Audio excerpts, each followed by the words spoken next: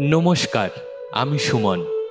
একটা প্রশ্ন দিয়ে আজকের গল্পটা শুরু করতে চাই। গোপনে যে বেশ্যার ভাত খায় তাতে ধর্মের কি ক্ষতি হয়? সত্য কাজে কেউ নয় রাজি, সবই দেখি তানা নানা। জাত গেল বলে এ কি আজব কারখানা। চারপাশে এত অশান্তি, এত হানাহানি, মানুষে মানুষে এত বিদ্বেষ, এত গোলাগুলি, ধর্মের নামে এত রক্তপাত। এসব দেখে সত্যি হুঁকোটায় টান দিয়ে দেখতে ইচ্ছা করে, জানেন তো, জাত ঠিক কোথা দিয়ে পালায়। যাই হোক, এই অশান্ত পরিস্থিতিতে আজকের গল্পটা খুবই প্রাসঙ্গিক। আমাদের আজকের নিবেদন কবিগুরু রবীন্দ্রনাথ ঠাকুরের লেখা অনধিকার প্রবেশ। একদিন সকালবেলা পথের ধারে দুই বন্ধু খেলা করছিল। খেলতে খেলতে দুই বন্ধুর মধ্যে তর্ক জমে উঠল। তর্কের বিষয় মন্দির প্রাঙ্গণ থেকে মাধবীলতা ফুল তুলে আনা। একজন বললে পারবো, আরেকজন তক্ষুনি বললে পারবি না। কাজটি আপাত দৃষ্টিতে সহজ লাগলেও বাস্তবে ছিল প্রায় অসম্ভব। কেন তা বুঝতে গেলে আগে জয়কালী দেবী সম্বন্ধে বলতে হয়। পরলোকগত মাধবচন্দ্র তর্ক বাচস্পতির বিধবা স্ত্রী জয়কালী দেবী। মাধবচন্দ্র বিদ্যা শিক্ষায় তর্ক বাচস্পতি উপাধি পেয়েছিলেন, একথা সত্য। কিন্তু স্ত্রীর কাছে একদিনও নিজের সে উপাধির মান রাখতে পারেননি। যদিও কোনো কোনো পণ্ডিতের মতে অবশ্য মাধবচন্দ্রের উপাধি সার্থকতা লাভ করেছিল। জয়কালী একাই ঝগড়া বিবাদের দিকটা সামলে নিতেন, মাধবচন্দ্র কেবল তার ফল ভোগ করতেন। যদিও জয়কালী খুব বেশি কথা বলতেন না, কিন্তু অনেক সময় দু একটি কথায়, এমনকি নীরবেও অনেকের মুখ বন্ধ করে দিতে পারতেন। মাধবচন্দ্রের মৃত্যুর পর তাদের দেবত্ব সম্পত্তি বেহাত হতে বসেছিল। পাড়ার প্রতিবেশীরা যে যা পারছিল দখল করে নিচ্ছিল। জয়কালী একদিন সবাইকে বাড়িতে ডেকে জিজ্ঞাসা করলেন, আমায় বলো দেখিনি, কি কারণে তোমরা রাধানাথজিউয়ের মন্দিরের দেবত্ব সম্পত্তি জবরদখল করছো? মাধবচন্দ্র ওই মন্দিরের সেবায় ছিলেন, তিনি এখন নেই, তাই ও সম্পত্তি আর দেবত্ব নয়। উনি নেই তো কি হয়েছে, আমি তো আছি, আমি ওনার স্ত্রী। আমি যতদিন বেঁচে আছি এই মন্দিরের সম্পত্তির দিকে কেউ নজর দিও না। মন্দিরের আশপাশে কেমন জঙ্গল হয়ে গেছে, পুজোও তো হয় না ঠিক মতো, রেখে কি লাভ? পুজো হবে, এবার থেকে রোজ পুজো হবে, আর জঙ্গলও পরিষ্কার হয়ে যাবে। কে পুজো করবে? আপনি? আমি একজন পুরোহিত ঠিক করেছি, সে পুজো করবে, আর আমি এখন থেকে এই মন্দিরের সেবায়েত। শোনো, তোমরা যে যা দখল করে নিয়েছো এতদিন ধরে সব ছেড়ে দাও দেখিনি। যদি অন্যটা করো তাহলে আমি উকিল ডেকে মাপজোপ করে সব কড়ায় গন্ডায় বুঝে নেব, সেটা কিন্তু ভালো দেখাবে না। জয়কালীর কথা শুনে পাড়ার লোক খানিকক্ষণ মুখ চাওয়াচাওয়ি করল। তারপর এক প্রবীণ প্রতিবেশী বললেন, তুমি যদি কথা দাও যে এই মন্দিরের রক্ষণাবেক্ষণ করবে, তাহলে তো কোনো সমস্যাই নেই। যে যা দখল করে নিয়েছে সব কিছুই ফেরত দিয়ে দেবে। দেখো, এই মন্দিরে পুজো হোক, সন্ধ্যা প্রদীপ জ্বলুক, এটা আমরা সবাই চাই। এক সপ্তাহের মধ্যে বেদখল হওয়া সমস্ত দেবত্ব সম্পত্তি ফিরিয়ে আনলেন জয়কালী। লোক ডেকে সমস্ত মন্দির প্রাঙ্গণ পরিষ্কার করালেন। তার প্রাপ্য থেকে কেউই তাকে একটা করিও বঞ্চিত করতে পারল না। জয়কালী দেবীর বয়স 50 পেরোলেও তার শরীর ছিল দৃঢ়, লম্বা, নাকটি কালো, প্রখর বুদ্ধিসম্পন্ন দৃষ্টি। এক অদ্ভুত গাম্ভীর্য নিয়ে তিনি চলাফেরা করতেন। গ্রামের অন্যান্য বৌঝিরা জয়কালীকে দারুণ ভয় পেত। আড়ালে আবডালে তারা বলতো, অমন দজ্জাল মহিলা আমি আর দেখিনি ভাই, তা যা বলেছ। দেখছো না কেমন ব্যাটাদের মুখে মুখে কথা বলে, বাবা আমার তো দেখলেই ভয় করে। হিসাবপত্তর সব ঠোঁটের আগায় থাকে। দেখলে না সেদিন কিভাবে মন্দিরের সম্পত্তিগুলো বুঝে নিল? সে যাই বলো, স্বভাবটা যেন কেমন।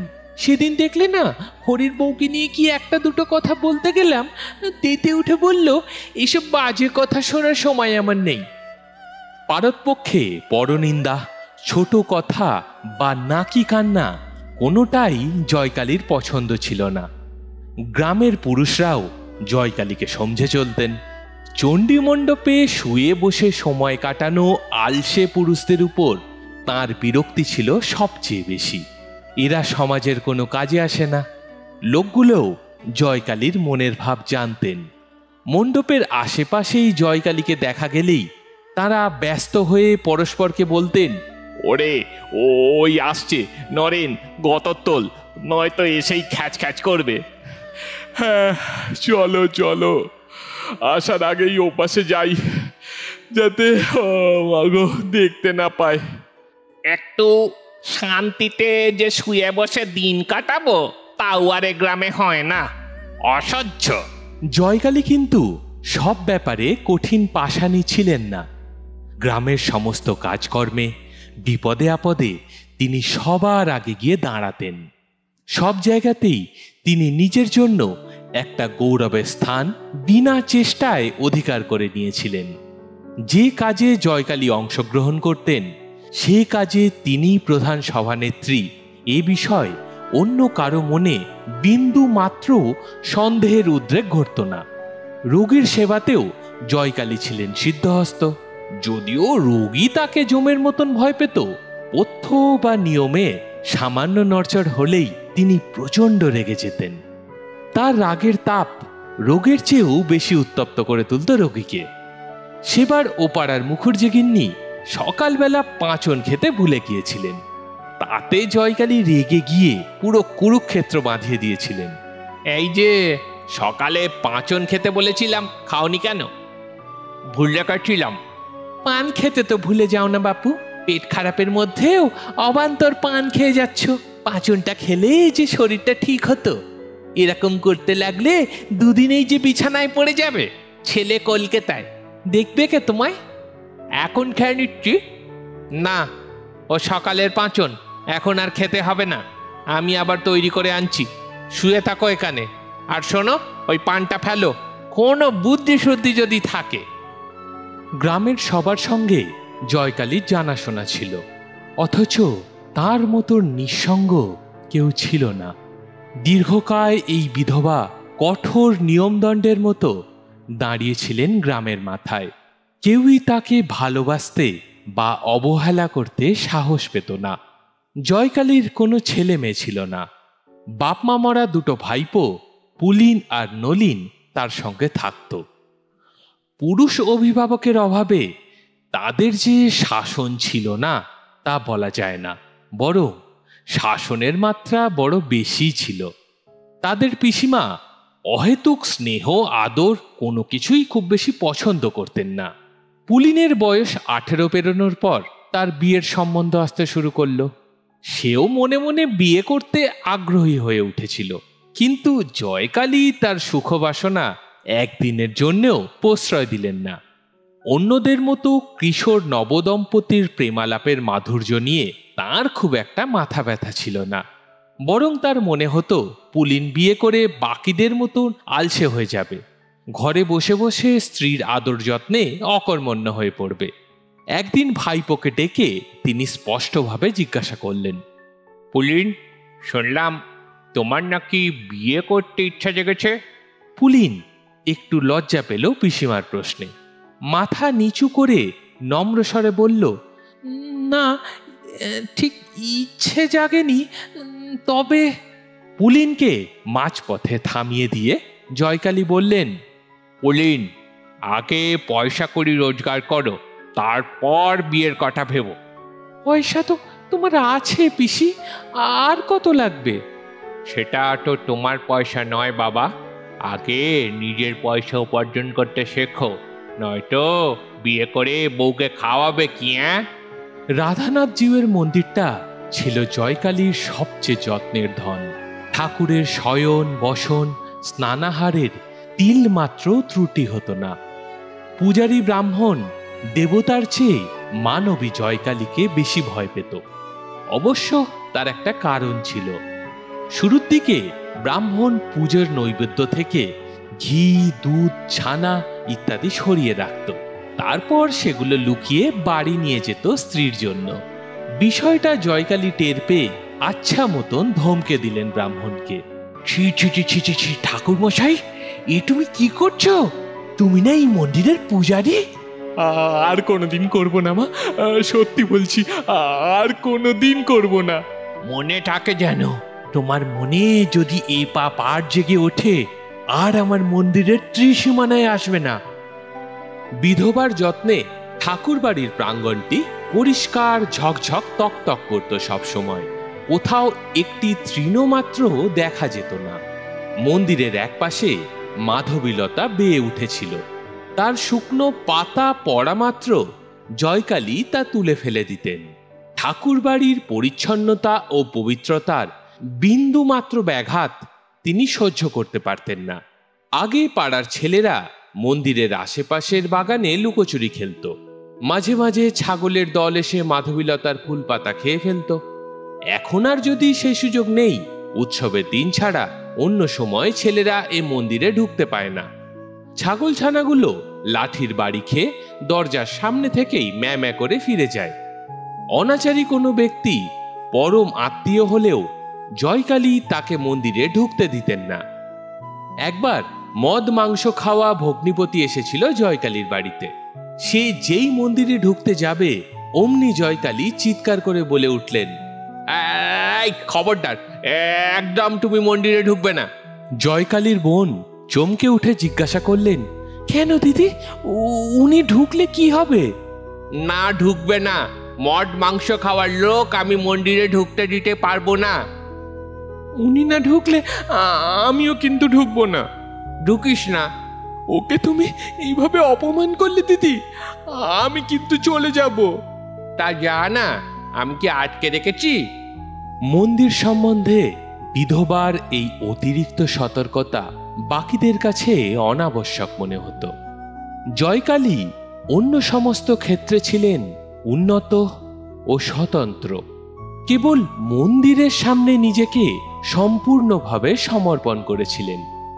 রাধানাথজিউয়ের কাছে একই সঙ্গে তিনি ছিলেন জননী, পত্নী এবং দাসী। তাঁর সামনে তিনি সদা সতর্ক, সুকোমল, সুন্দর এবং সম্পূর্ণ অবনত। দেবতাই তার স্বামী, পুত্র, তার সমস্ত সংসার। এবার আশা করি বোঝা গেল কেন আমি গোড়াতেই মন্দির প্রাঙ্গণে ঢুকে ফুল তুলে আনা বাস্তবেই প্রায় অসম্ভব বলেছিলাম। আর যে ছেলেটি পারবো বলে মন্দির প্রাঙ্গণের দিকে পা বাড়ালো, সে আর কেউ নয়, জয়কালেরই ছোট ভাইপো নলিন। বাস্তবে কি নলিন ছিল বেপরোয়া, পুলিনের মতো নম্র ভদ্র সে নয়। যেদিকে বিপদ সেদিকেই তার আকর্ষণ। শাসন লঙ্ঘন করার জন্য তার মন সব সময় ব্যাকুল হয়ে থাকত। জনশ্রুতি আছে কিশোরী বয়সে জয়কালীও নাকি ঠিক নলিনের মতো ছিলেন। নলিন যখন ফুল তুলতে এলো, জয়কালী তখন মন্দিরে বসে এক মনে মালা জপছেন। নলিন নিঃশব্দে মাধবীতলায় এসে দাঁড়ালো। সে দেখল নিচের ফুলগুলো পিসিমা পুজোর জন্য তুলে নিয়ে গেছে। উপরের দিকে কয়েকটা ফুলের কুঁড়ি রয়েছে, সেগুলো তোলার জন্য সে মঞ্চের উপরে উঠল। হাত বাড়িয়ে কুঁড়িগুলো তুলতে যাবে এমন সময় তার শরীরের ভারে জীর্ণ মঞ্চ সশব্দে ভেঙে পড়ল। হাতে পায়ে মাধবীলতা জড়িয়ে নলিন সোজা মাটিতে পড়ে গেল। কে ওখানে? মালা জপা বাদ দিয়ে দ্রুত পদে ছুটে এলেন জয়কালী। দেখলেন লতায় পাতায় জড়াজড়ি হয়ে ভাঙা মঞ্চের পাশে নলিন পড়ে আছে। তাকে মাটি থেকে টেনে তুললেন জয়কালী। নলিনের যথেষ্ট আঘাত লেগেছিল, কিন্তু সে আঘাতকে শাস্তি বলা যায় না, কারণ তা অজ্ঞান জড় বস্তুর আঘাত। জয়কালী তার কান টেনে ধরে বললেন, তবে রে, ফুল চুরি করছিলি কেন? বল বল, ফুল চুরি করছিলি কেন? বেশ কয়েকটা চড়থাপ্পড় খাওয়ার পরও নলিন চুপ করে দাঁড়িয়ে রইল। পিসিমার প্রশ্নের কোনো উত্তর দিল না, তার চোখ দিয়ে জলও পড়ল না। নলিনকে চুপ থাকতে দেখে জয়কালী আবার বললেন, আজ সারা দিন তুই ঘরে আটকা থাকবি নলিন, খাওয়া দাওয়া আজ বন্ধ তোর। মোক্ষদা, এই মোক্ষদা, মোক্ষদা কোথায় গেলি রে? এই মোক্ষদা। মোক্ষদা জয়কালীর দাসী। 2-3বার ডাকার পর সে এসে বলল, হ্যাঁ বলুন ঠাকুমা। ওকে নিয়ে যা, ঘরে আটকে রাখ, সারা দিন কিচ্ছু খেতে দিবিনি। অমন করবেন না ঠাকুমা, ও বাচ্চা ছেলে, সারাদিন না খেয়ে থাকলে শরীর খারাপ হবে যে। করুক, তা আমি বুঝে নেব, তুই ওকে নিয়ে যা। আর হ্যাঁ, ওকে ঘরে আটকে রেখে একটা লোক ডেকে আন, মঞ্চটা ঠিক করতে হবে। জয়কালীকে না জানিয়ে নলিনকে খাবার দেবে সে সাহস মোক্ষদার ছিল না। ফলে দুপুর নাগাদ গুটি গুটি পায়ে মোক্ষদা আবার এসে দাঁড়ালো জয়কালীর সামনে। সভয়ে সে বললে, ঠাকুমা ছোটবাবু যে খিদে কাঁদছে গো, ওকে একটু দুধ এনে দি। না। মোক্ষদা ফিরে গেল। অদূরে ঘরের ভিতর থেকে নলিনের কান্না ক্রমে রাগে বদলে যেতে লাগলো। বেশ অনেকক্ষণ রাগে গর্জন করল নলিন। তারপর তার আর্তকণ্ঠ পরিশ্রান্ত হয়ে একসময় থেমে এলো। এমন সময় আর একটি জীবের কাতর ধ্বনি শোনা গেল মন্দিরের সামনের রাস্তায়। সেই সঙ্গে ধাবমান মানুষের চিৎকারের ধ্বনিতে তুমুল কলরব সৃষ্টি হলো। সহসা মন্দির প্রাঙ্গণে কার যেন দ্রুত চলাচলের শব্দ কানে এলো জয়কালীর। মালা জপা থামিয়ে দিয়ে তিনি পিছনে ফিরে দেখলেন তার সাধের মাধবীলতা গাছ আবার কাঁপছে। জয়কালী ভাবলেন নলিন কোনোভাবে ঘর থেকে ছাড়া পেয়ে বেরিয়ে আবার তাকে জ্বালাতে এসেছে। রাগে চিৎকার করে তিনি বললেন, নলিন, আবার এসেছিস? তার প্রশ্নের কোনো উত্তর এলো না। রাগে কাঁপতে কাঁপতে প্রাঙ্গণে নেমে এলেন বিধবা। গাছের কাছে গিয়ে আবার ডাকলেন, নলিন, নলিন, লুকিয়ে থাকিস না, বেরিয়ে আয় বলছি, হতচ্ছাড়া, বেরিয়ে আয়। এবারও নলিন নিরুত্তর। বিরক্ত হয়ে গাছের লতাপাতা সরাতে শুরু করলেন জয়কালী। দ্রুত হাতে লতাপাতা স্তূপ সরিয়ে তিনি দেখলেন নলিন কোথাও নেই। তার বদলে একটা মলিন শূকর ছানা প্রাণ ভয়ে মাধবীলতার ঘন পাতার মধ্যে আশ্রয় নিয়েছে। এই মাধবীলতা গাছ মন্দিরের মধ্যে বৃন্দাবনের সংক্ষিপ্ত প্রতিরূপ, যার ফুলের সৌরভ গোপীদের নিঃশ্বাস স্মরণ করিয়ে দেয়, কালিন্দী তীরের সুখবিহারের সুন্দর স্বপ্ন জাগিয়ে তোলে। বিধবার সেই প্রাণাধিক যত্নের সুপবিত্র নন্দনভূমিতে হঠাৎ করে বীভৎস ঘটনা ঘটে গেল। পূজারী ব্রাহ্মণ লাঠি হাতে দৌড়ে এলো। এই যা, যা এখান থেকে, ছি ছি ছি ছি ছি, বেরো বেরো বেরো। আরে আরে, কি করছো, কি করছো তুমি? থামো থামো, ওকে টাড়িও না। ব্রাহ্মণকে নিরস্ত করে জয়কালী দ্রুত বেগে মন্দিরের মূল ফটক আটকে দিলেন। খানিক বাদেই সুরাপানে উন্মত্ত ডোমের দল মন্দিরের দরজায় এসে তাদের বলির পশুর জন্য চিৎকার করতে লাগলো।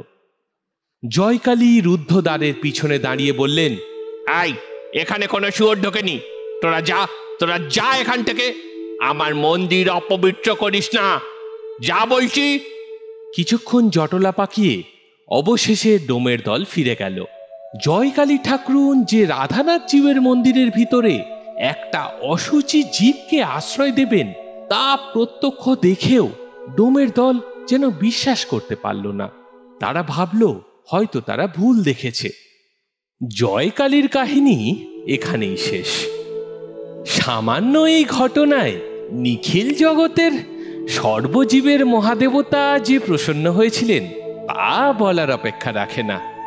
কিন্তু পল্লীগ্রামের সমাজ নামধারী অতি ক্ষুদ্র দেবতা জয়কালীর উপরে দারুণ ক্ষিপ্ত হয়ে উঠলেন। স্ত্রীলোকেদের জটলা থেকে চণ্ডীমণ্ডপের অলস আড্ডায় সবাই ছিছি করতে লাগলো। শেষ পর্যন্ত রাধানাথ জীবের মন্দিরে শুয়োর ঢোকালেন জয়কালী। বিধবার কি শেষে মতিভ্রম হলো? জয়কালীর যদিও এসব কিছুতেই এলো গেল না। তিনি যেমনি ভক্তি ভরে মালা জপছিলেন তেমনি জপতে থাকলেন। সত্যিই তো, যে চাঁদ হিন্দুর দোল পূর্ণিমার, সেই চাঁদই তো ঈদেরও। বাতাস যখন বয় বা যখন বৃষ্টি পড়ে, হিন্দু, মুসলিম, শিখ, ঈসাই বেছে বেছে তো আর পড়ে না। তাহলে আমরা কিসের জোরে ধর্ম ভাগ করি? আপনাদের কি মত? একটু কমেন্টে লিখে আমায় জানান না। একটু আলোচনা হোক, সময় কেটে যাক খানিকটা। আর সেই ফাঁকে আমি চট করে পরের গল্পটা না হয় খুঁজে আনি। আজকে এখানেই বিদায় নিচ্ছি তাহলে। খুব ভালো থাকবেন। টাটা।